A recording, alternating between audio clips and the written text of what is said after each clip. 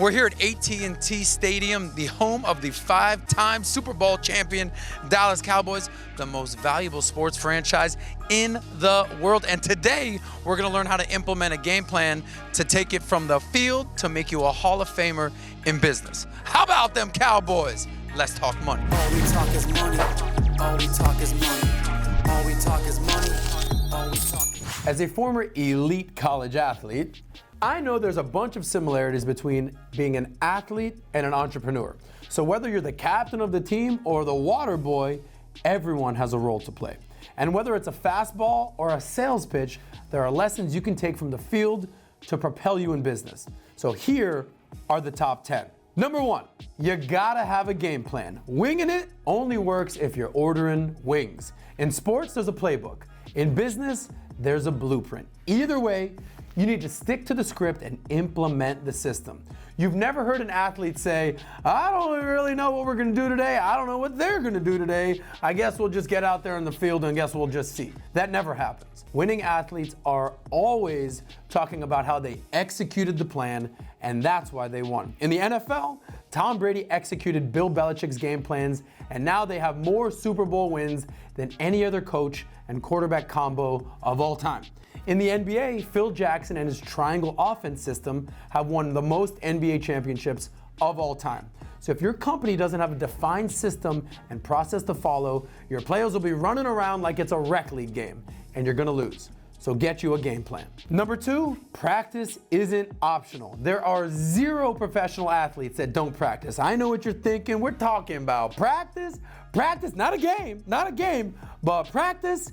Even though AI didn't want to talk about practice, believe me, his ass was practicing. At 6 foot, 160 pounds, you don't become an NBA All-Star, MVP, and Hall of Famer by not putting in the work when no one's watching. If you're not diving further into your skill set, you're rotten like a banana in the sun, melting like a chocolate bar in your pocket. Yuck. You practice so you never get caught off guard. If you're practicing and studying the competition, nothing will surprise you. Failure is gonna happen, we all know that. And you're gonna wanna fail in practice and not when the world is watching. In business, you practice by studying your presentation a couple times before the pitch meeting, yeah. You're working on rebuttals for your sales job, yeah. Or you're doing research and studying the competition. Either way, put in the work and pay attention to who else is practicing on your team. Those are the teammates you can trust in a high-pressure situation. And like Kobe once said, you wasn't with me when I was shooting in the gym. Go get your ass in the gym, get your shots up so you're calm and collected when it's game time. Number 3, talent ain't enough. Talent is like being attractive. It might give you an edge, but it's not everything. No matter how naturally gifted you are, you better be prepared to work your ass off. As legendary soccer coach Alex Ferguson put it, hard work will always overcome talent when natural talent doesn't work hard enough. Brilliant, Alex. We've all seen the first-round picks turn into a bust. These amazingly talented athletes fizzle out like a cheap firework, and you wonder what the hell happened to them. Oftentimes what was going on is that behind the scenes, they were not putting in the work to improve. If you really want to succeed, it needs to be an all-day, every damn day grind. The best of the best are not normal. They're fucking crazy. That, you know, every day I'm hustling kind of vibe. Shout out to Ricky Rose. And as the distinguished 21st century philosopher, the big Aristotle puts it, there are 7 days in a week, and some day isn't one of them. So ask yourself, do you really want to be successful? Do you have successful habits? Are you waking up and getting to the office early? Are you staying late? Or are you sneaking out at 4:59 and part of the 4:59 club? Trust me, your coach or your boss knows. Number 4, listen to your coach. Coaches and bosses are different, but a trusted mentor is invaluable. And just like sports, there's normal bosses, unconventional bosses. The difference is in sports, coaches communicate strategy from the sidelines and they let the players handle the execution on the field. But in business, managers step in to handle difficult situations from time to time.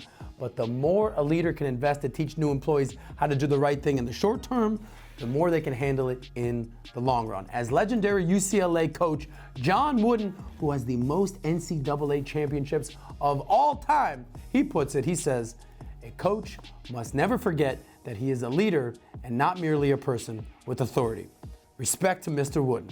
Number 5, goals are clear. Every team has an expectation. There's no coaches saying, well, we don't really got much goals this year. We're just kind of happy to be here. No, there are clear, defined goals. Win the division, make the playoffs, championship or bust. The same goes for business. Whether it's 6 figures, 500K, or $1 million in profits, whatever it is, set your goals and strive to reach them. When employees are given transparent information about the company's goals and how their position fits into the bigger picture, they feel more empowered and find greater meaning in their work. And once you establish your goals, it is up to you to make it happen. Michael Jordan says, some people want it to happen, some wish it would happen, others make it happen. So go make it happen. Number 6, how bad do you want it? Everyday athletes wake up and choose to work instead of going to brunch or hitting the scene. The reason top athletes are good at their sport is because it's their priority. They understand that's part of the process. Joel knows what I'm talking about. The most important thing to have is a winning attitude. As the legendary coach Vince Lombardi said, winning isn't everything, but wanting to win is. If you prioritize your business, you'll set yourself up to win. There's always gonna be a distraction, a party, a dinner, an event. FOMO will always kick in. But don't worry about that. Making sacrifices with your time and energy is what it's all about. Leisure can wait. The sacrifices you make now will pay off later. Muhammad Ali was spitting bars when he said, don't quit. Suffer now and live the rest of your life like a champion. Number 7, play to your strengths. The riches are in the niches. Double down on what you're good at and hone your skill set. Unless you're a 2-sport sensation like Bo Jackson, you're gonna have to pick a path. LeBron was pretty damn good at football, but he isn't playing for the Browns. He's in the league. Become a specialist and be known for one thing. This is how you maintain a competitive advantage. Here are a couple examples in the NBA. My homie Duncan Robinson right here is a 3-point specialist. He broke the Miami Heat record for 3-pointers in a season. This guy takes 1,000 shots a day. And my guy right here, Marcus Smart, is a defensive specialist. He is consistently on the NBA all-defensive team. He's the only guy I know that practices taking charges, but he can't guard me. In business, make sure you have a specialty and you're not just a jack of all trades. I live in Miami.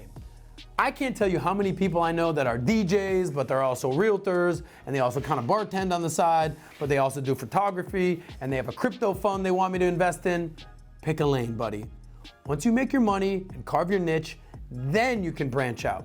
The riches are in the niches. Number 8, tune out the haters. Haters are my motivators, bro.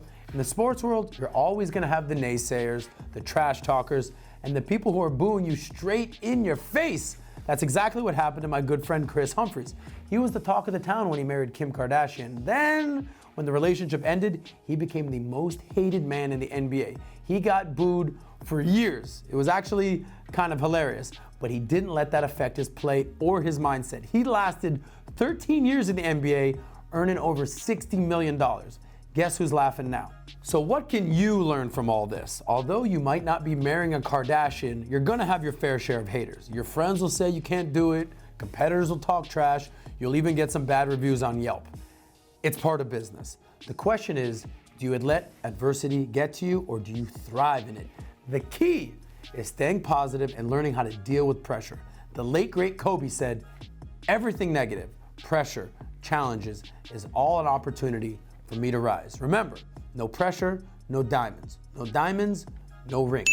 Number 9, no position is forever. Every player needs to earn their keep. If you're not delivering, the team will look to replace you. This is true for an athlete, an executive, a salesperson, or any employee. There's always a guy working his ass off to take your spot. And if you're not doing your job right, the NFL stands for not for long. In sports and in business, it's what have you done for me lately? Anyone can have a lucky year or two, but luck doesn't work for a decade. Longevity, that's putting up numbers year after year, year in and year out. That's what sets the good apart from the great. Andrew Luck, good player. Tom Brady, the greatest. Number 10, handle wins and losses appropriately. Look, you won't always win, and that's okay. Think of Michael Jordan. He said, I've missed more than 9,000 shots. I've lost almost 300 games. 26 times I've been trusted to take the game-winning shot and missed. I've failed over and over and over again, and that is why I succeeded. That's some pretty deep stuff from MJ. When you win, don't go ballistic. Act like you've been there before. Win with class and accept success with humility. And if you lose, don't punch a hole in the wall, bro. Don't throw a golf club in the water or break your racket. Learn from your losses and experience defeat with dignity. To be deeply affected by a loss is not an option in sports and in life. Adam Sosnick. My 2 cents? No matter what sport or business, no one can do it alone. Make the team more important than the individual, and you will see the results. You want to be the ideal team player. Patrick Lencioni says there are 3 virtues that make an ideal team player. Be humble, be hungry, and be smart. Humbleness means you care about the greater good of the team above yourself, and you're able to share credit. Hungry means you have strong work ethic, high standards, and you're willing to go above and beyond. And smart, not IQ, but EQ. Are you people smart? Do you ask questions and do you listen?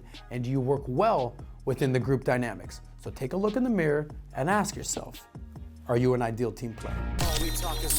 Hey, thanks for watching. Tell me what you learned from this episode down below in the comments. And as always, save that money. All we talk is money.